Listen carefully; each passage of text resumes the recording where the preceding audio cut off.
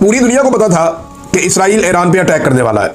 America भी कह चुका था, ईरान खुद भी कह रहा था, मशरिक़ वस्ता में इसके ऊपर बात हो रही थी। दुनिया भर के जितने दिफाई तज्ज़ियाकार हैं वो यही बात कर रहे थे कि किसी भी वक्त इसराइल ईरान के ऊपर अटैक कर सकता है। तो ईरान ने अपना इंटेलिजेंस का बंदोबस्त तो किया होगा। ईरान ने जो अपने जनरल्स हैं, अपने साइंसदान हैं, उनको महफूज बनाने का बंदोबस्त भी किया होगा। लेकिन इसके बावजूद ईरान को यह देखना पड़ेगा कि बार बार उनके अंदर एक इंटेलिजेंस फेलियर होता है, बार बार उनके अंदर से इंफॉर्मेशन निकलती है और इसराइल को बिल्कुल एग्जैक्ट इंफॉर्मेशन मिलती है। या तो इसराइल इतना एडवांस्ड है कि वो ह्यूमन इंटेलिजेंस के बगैर ही ईरान के अंदर मालूमात इकट्ठी कर लेता है, जो कि बहुत मुश्किल है। और अगर ह्यूमन इंटेलिजेंस है तो फिर ईरान को एक बड़ा ऑपरेशन अपने अंदर भी करना पड़ेगा ताकि वो देखे कि इंफॉर्मेशन लीक होकर कैसे पहुंच जाती है इसराइल तक। यानी इसराइल ने एग्जैक्ट उन जगहों पर हमला किया जहां पे ईरान का आर्मी चीफ था। आर्मी चीफ को शहीद कर दिया, जो उनकी पासदारान इनकलाब है उनके सरबराह को शहीद कर दिया, दो मजीद बड़े अहम जनरल्स हैं उनको शहीद कर दिया, 70 के करीब लोगों को निशाना बनाया इसराइल ने। ये गुज़िश्ता रात को 70 के करीब लोगों को निशाना बनाया, जिनमें सिविलियंस भी हैं, लेकिन साइंसदानों को मारा है। और जो अहम नाम सामने आए साइंसदानों के मैं आपको बता देता हूं, ये सारे एटमी साइंसदान थे। अब्दुल हमीद मनोचर, अहमद रजा जुल्फ़िकारी, अमीर हुसैन फ़क़ी, मुतवल्ली ज़ादा, मेहदी तहरानची और फरीदून अब्बासी। ये वो साइंसदान हैं जो ईरान के लिए एटमी हथियार बनाने का काम कर रहे थे या करते रहे। ये बड़े इंपॉर्टेंट और अहम लोग होते हैं।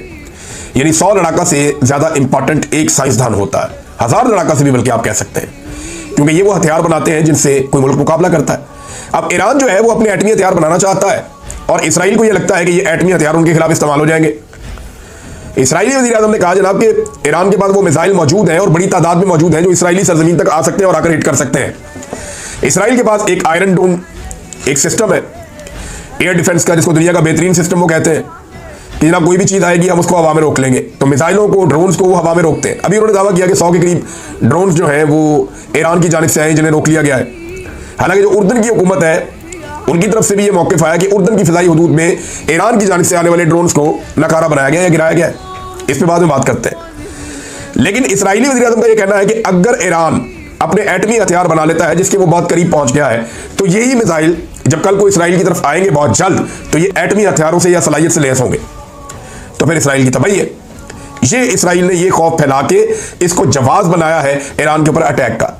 ईरानी जनरल्स भी कत्ल किए, उनको भी मारा, शहीद किया, और साथ में उनके साइंसदानों को भी शहीद किया और बड़े अहम मुकामात के ऊपर अटैक किया। अब ये इंफॉर्मेशन निकल जाना और इसराइल का इसमें कामयाब हो जाना, जहां इंटेलिजेंस वॉर में इसराइल ने एक मरतबा फिर साबित किया कि वो आगे चल रहा है। अब उसमें उनकी मदद और भी बहुत सारे मुल्क करते हैं। खास तौर पे इसराइल की जो मदद है वो अमेरिका करता है।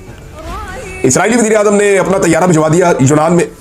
इस खतरे से कुछ इतलात ऐसी भी आ रही थी कि ईरान की इस तैयारे को हिट ना कर दे, और हो सकता है इसराइली वज़ीर आज़म इस वक्त इसराइल में मौजूद ही ना हो, कहीं और से बैठ के ऑपरेट करे। तो वो अपनी पूरी एक हिकमत अमली बनाकर चलते हैं। एक छोटा सा मुल्क है, बिल्कुल बहुत ही छोटा सा मुल्क है। इसके साथ उर्दन है, उर्दन के बाद आगे इराक है, उसके बाद ईरान है। लगभग 2150-52 किलोमीटर का फासला है ये। इतने बड़े फासले से आकर जो इसराइली फ़ज़ाइया है वो अटैक करे या उनके हथियार जो है वो वहां पहुंचे और ईरान में आकर अटैक करें, तो दो मुसलमान मुल्कों के ऊपर से वो गुजर कर जा रहे हैं। उर्दन के ऊपर से इसराइली हथियार जाते हैं और जाकर ईरान के ऊपर गिरते हैं, तो उर्दन ना इंटरसेप्ट करता है, ना वार्निंग जारी करता है, ना उन्हें रोकता है, कुछ नहीं करता। लेकिन जब ईरान की जानिब से कोई चीज़ इसराइल की तरफ जाती है तो उर्दन बाकायदा क्लेम करता है कि हमने उसको नकारा बना दिया, क्योंकि हम अपनी फ़िज़ाई हदूद को किसी भी जंग के लिए इस्तेमाल नहीं होने देंगे। अब सवाल ये पैदा होता है कि उर्दन ने अगर ये फार्मूला रखना है तो इसराइल और ईरान दोनों के लिए रखना है ना, कि हम इस जंग का हिस्सा नहीं बनना चाहते, हमारी फ़िज़ाई हदूद को आप लोग इस्तेमाल ना करें, ना इसराइल करें ना ईरान करें। लेकिन हो क्या रहा है? हो ये रहा है कि ईरान की तरफ से कोई चीज़ आती है वो गिराते हैं, वो कहते हैं जनाब हमने इसको नकारा बना दिया।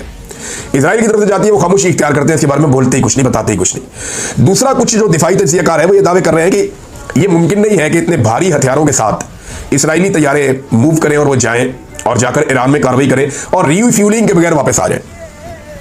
रीफ्यूलिंग का मतलब यह कि आपको ईंधन चाहिए होता है ना जहाज़ों को उड़ने के लिए, जेट्स को, और ये एक बड़ी लंबी परवाज़ है। यानी 2100-2200 किलोमीटर आप जा रहे हैं, उतना ही वापस आ रहे हैं, फिर ईरान के अंदर आप अटैक कर रहे हैं। ईरान की फ़िज़ाइया ना होने के बराबर है, ये हम सब जानते हैं। फ़िज़ाइया के मैदान में इसराइल बहुत सुपीरियर है ईरान से, जबकि फ़ौज की तादाद अगर आप देखें तो ईरान की फ़ौज इसराइल से 6-7 गुना बड़ी है, 6 गुना बड़ी है। आबादी के लिहाज से देखें तो बहुत बड़ा मुल्क है, रकबे के लिहाज से देखें तो बहुत बड़ा मुल्क है, लेकिन दिफाई बजट अगर आप देखें तो डबल से ज़्यादा है इसराइल का दिफाई बजट ईरान के मुकाबले में वो अमीर मुल्क है, लेकिन क्योंकि इनकी सरहदें साथ साथ नहीं मिलती तो इनकी फौजी लड़ाई होने का इम्कान नहीं है। सरहदें एक दूसरे के साथ नहीं मिलती। अगर सरहदें एक दूसरे के साथ मिलती तो ईरान जो है वो कब का कुछ और कर देता, एक बड़ी जंग छेड़ देता इसराइल के खिलाफ। लेकिन इसराइल को इस बात का एक फायदा है कि बीच में इराक और उर्दन है। ये अगर आप नक्शा आप देखें ना तो आपको नजर आ जाएगा, ये ईरान है, ये उसके आगे इराक है, फिर ये उर्दन है, नीचे की तरफ से आप जाएं तो ये सऊदी अरब है, और फिर ऊपर जाके वहां बहरा अहमर के उस तरफ वहां इसराइल है, या फलस्तीनियों का जो मकबूजा इलाका है वो वहां पे है, गाजा वहां पे है। तो ये इसका बड़ा फायदा इसराइल उठाता है क्योंकि टेक्नोलॉजी में वो आगे, अमेरिका उनका साथ देता है।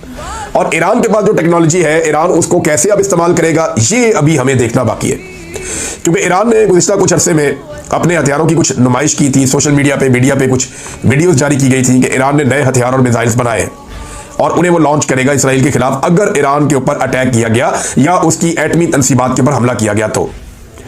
अब लगातार हमले हो रहे हैं, बार बार इतलात आ रही है कि इसराइल ने एक और जगह पे अटैक किया, फिर एक और जगह पे अटैक